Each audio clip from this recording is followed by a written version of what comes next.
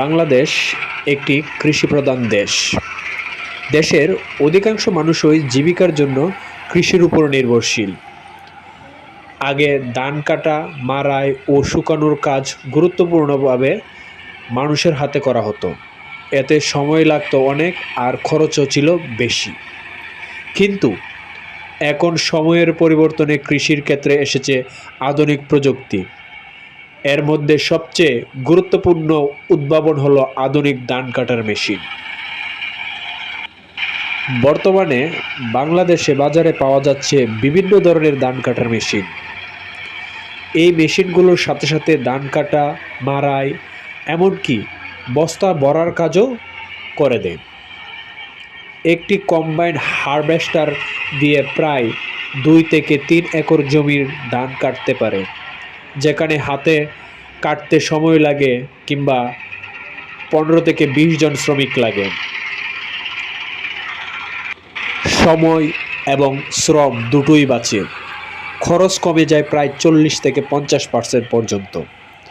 বৃষ্টির মৌসুমে দ্রুত ধান কেটে ফেলার ক্ষতির সম্ভাবনা কমে যায়। নারী ও বয়স্ক কৃষকরাও সহজে ব্যবহার করতে পারেন। বর্তমানে বাংলাদেশে কৃষি উন্নয়ন কর্পোরেশন BADC ও কৃষি সম্প্রসারণ অধিদপ্তর এসব মেশিনের ভর্তুকি মূল্যে কৃষকদের দিচ্ছে। ফলে গ্রামের চাষিরাও সহজে আধুনিক কৃষি যন্ত্রপাতি ব্যবহার করতে পারছে। কৃষকরা বলছেন, আগে ধান কাটতে সময় লাগতো 1 সপ্তাহ, এখন মাত্র 1 দিনেই পুরো কাজ শেষ। এতে সময়, টাকা এবং শ্রম সবই বাঁচে।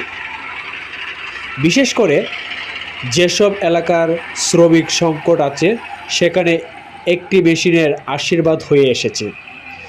বিশেষজ্ঞদের মতে আগামী দিনে বাংলাদেশে কৃষিতে স্মার্ট ফার্মিং ও পুরোপুরি যান্ত্রিককরণ হবে।